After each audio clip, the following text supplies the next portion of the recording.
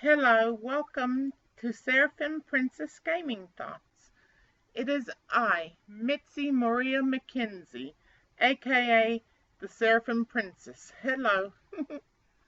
And I'd like to make a special shout out to Jody, another princess at Princess Attitude 99.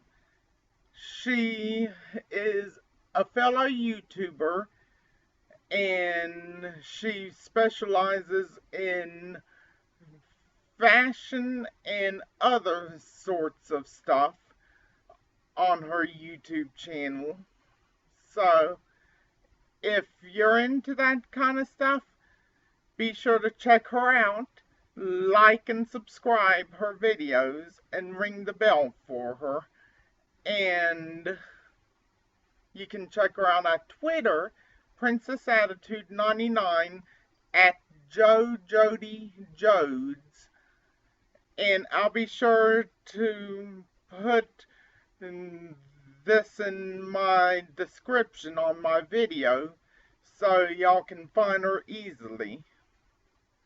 I hope y'all enjoyed today's episode because today I'm doing a video game review of Quest 64.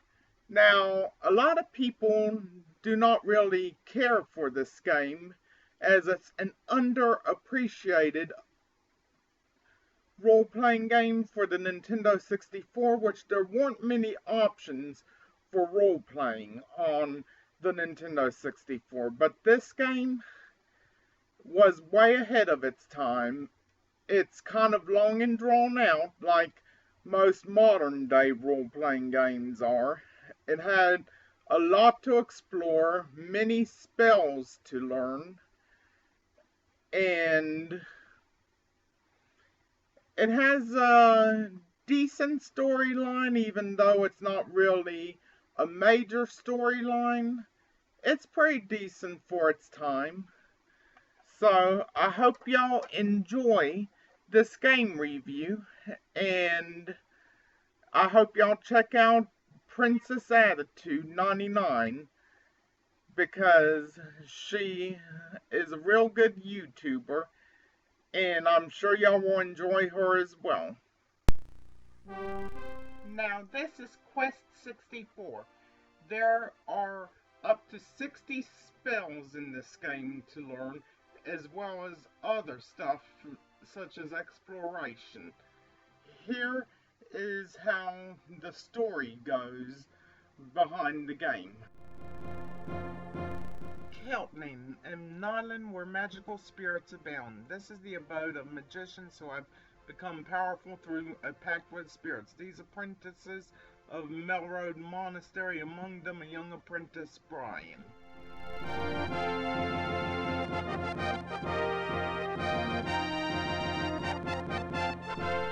Kenishire. This is the kingdom of northern magic, home of Melroad Monastery. This kingdom is ruled by King Scottford, a hero of the people.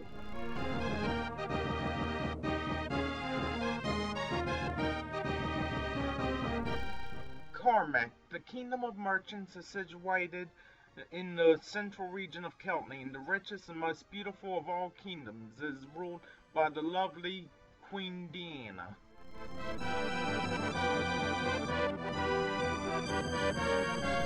Highland, the kingdom of Sword, located on the southern edge of the islands. The kingdom of Fire and Steel, ruled by the ambitious and warlike King Vegas. Thanks to a treaty among the three kingdoms, the people live in peace and prosperity. One night, however, the monastery fell under an evil spirit with the theft of an ancient book.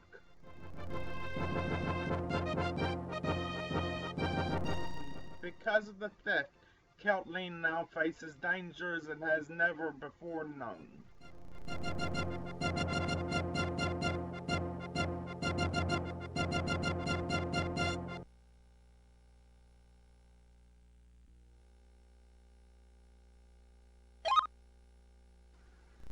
Now here's the main menu on the beginning of the game. You've got new to start a new game, load to load a save, and you've got delete to delete a save. So we're gonna go to new game. Now at the beginning, the Green Abbot is telling Brian about his father Bartholomew and the Elatel book that was stolen from the monastery. Now here's where the game might get part of its bad rap, is the repetitive look of some of the areas, as some of the areas look the same, like you're going through the same area over and over again. But it's not really that difficult to navigate. Now, you can go through the monastery, and there are various places to explore. I'm just going to show a few that will help with progress for new players when they play this game, because this game can be kind of confusing if you don't know what you're doing, as with any other role-playing game. It's basically, though, more simplistic, like Dragon Quest on the Nintendo, known as Dragon Warrior in the US. And here is a treasure chest. Now, when going to a treasure chest, you want to push A, and that will open the treasure chest up, and you can go through this door and get even more treasures. And the more treasures you collect, of course, the more you'll have supplies for later. The dewdrop pretty much restores magic points, which is a good thing. And then you can go up to a person and push A when a bubble appears above their head to talk to them. And then as we go through the rest of the monastery, which we're almost to the exit of the monastery building, we go out the front door, and instantly I decided to go to the left because there is a spirit close by. Now, the spirits that you collect throughout the game, you may want to save till later and try gain them through natural battle levels. But here's the spirit. You push A or Z, and then you push C up for fire, C right for air, C down for water, C left for earth. Now, you want to choose water first off because it is quintessential that you increase your water spells. Because if you don't increase your water spells, then you will not learn the healing spell right away, which you will learn by level 7. Also, once you get the water element up to level 7 to learn the healing spell, you can also try to level up the fire magic to learn the spell to strengthen your staff, increasing your attack power, and the earth element to learn the armor spell to increase your defense. Now, these two spells are also crucial for fighting the first boss, as well as the healing spell. It might also be useful to get the air element up to level 7. That way, you'll have all your elements at an equal level, or at least close to equal if you don't gain more than 7 levels on each, where you'll have a total of 3 spells for each element. That includes the level 1 basic spells and level 2 basic spells, as well as a new spell that's brand new. Now the shop I just went in will give you white wings. Now there are wings of different colors for each town and city, and they will instantly transfer you from one town to another if you need to go back and forth. Now I recommend collecting them every time you return to a city. And then there's the inn where you can save your progress. That way if you need to save your game and turn it off for a while, you can always come back. But it requires the Nintendo 64 controller pack to save your game. But it will make it where you can complete the game as many days it takes.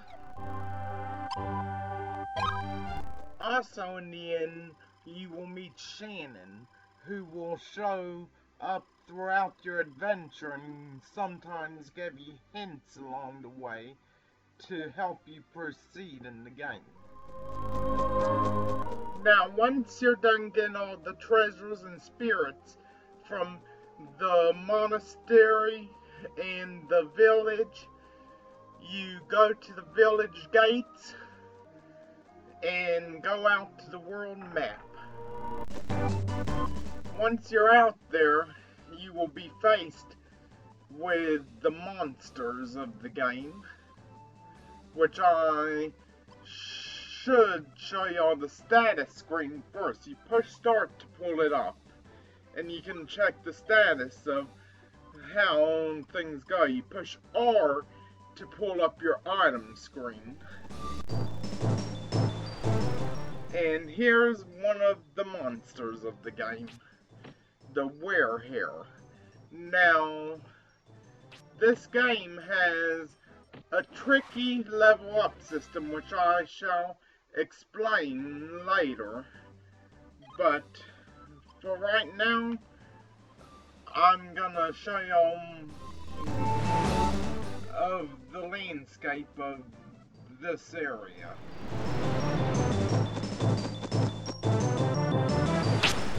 Now, when you're fighting against monsters, you can push A when the attack thing appears, the staff, and that will pretty much help you with regular attacks. Now, when traveling, you also have to be very careful because the map screen is very hard to follow at times. But now, the monsters also can affect your status around here. Now, whenever you want to cast a spell, you pretty much want to do the same as whenever you're selecting the spirit you want to level up. You want to go ahead and push the C buttons to select the spells. Now, once you push the C button in the one direction of the spell, you can push it in other directions as well. Now, I gain another spirit level. Now, my water pillar has level 2 as an option, which is good, but not quite to the healing yet. Also, I forgot to mention, at level 18, you can get the exit spell. Now, escaping from battle, as you just saw, was simple. You just go outside the big octagon with your little octagon and you can escape battle. Now, pretty much the way the level ups work is when you're attacked, your HP goes up, and so does your defense. When you cast spells, you gain levels on your NP. So if you want HP, get hit a lot, but make sure to heal. Now, agility, on the other hand, is much different, and I'll tell you that it's very simple to get. Just by walking and running, you can gain more agility. But if you want to go an easy route, you can always go to a town in an area where you know you won't get stuck in like a random battle, and you can put a rubber band on your controller. That will really increase your agility to the max. Also, there are buildings on the side, as you can see, that you can visit. This building happens to have a spirit and a NPC that you can talk to. I'm gonna increase my water magic and then talk to this NPC, and she pretty much tells me that it's gonna be a long road, which is true in this game. It is a very long, tedious road trying to get to from the beginning to the end. Now, I'm going to try to make it as far as I can to maybe, hopefully, the next town. But first I need to get through all these random battles, and these battles can get quite hard. And now I've been hit with the freeze magic and stunned. I'm paralyzed now, so I can't really do nothing. So that means I'm in big trouble. Oh, can't use the white wings to escape. But it looks like it might be all over for me. No, I'm still alive. But, well, dead now. Now, when you die, you go back to the inn that you last saved at. So I'm going to skip on to the next town. Now we come to the town of Kenishire. Now here you can go to a new shop. And of course, like most shops, the items are free. That I've shown you. The inn's free. The wings are free. But here also you can get bread from the lady I'm talking to. But you have to first be out of bread. But then you can talk to the other girl that I'm standing behind and get the dewdrops also when you're out. But you have to be completely out of items for them to give you any. Now here you can get another set of wings. This time, let's see what kind you can get. You get the yellow wings, and they will take you back to Kenishire. So you can now go to the monastery, or you can go Kenishire. But if you return back to these places, it's best to always get another set of wings so you can always return to Kenishire or the monastery or any other town or village. Now here you learn that there's a robber on the loose, Now, the robber will be the first boss you fight, so this is where you have to start grinding a lot, which I'll show you a good place to grind after I visit the castle. So I'm going to skip on in this video to the castle, which is up this hill.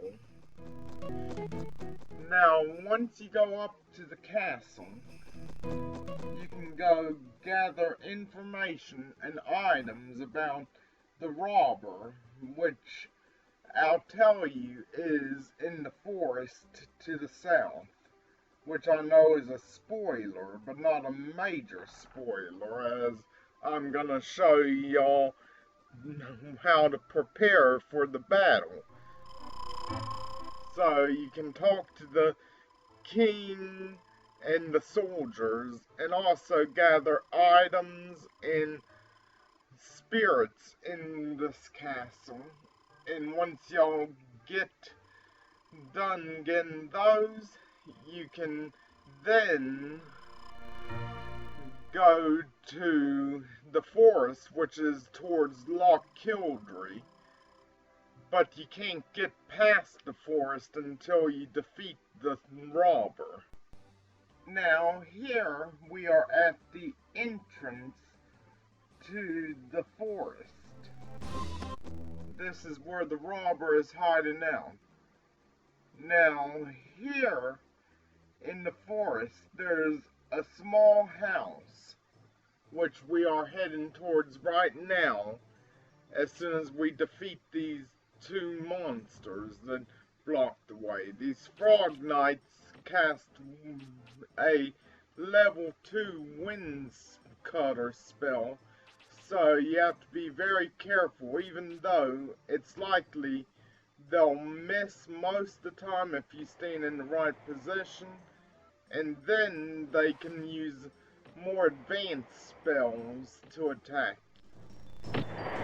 Now, after I defeat these frog knights, I can move on and go ahead and enter this house. Now, inside this house, there won't be any random encounters, so I can heal myself and recharge my magic by walking around in circles without running into random battles. And then I can cast my healing magic and then max out my magic before leaving.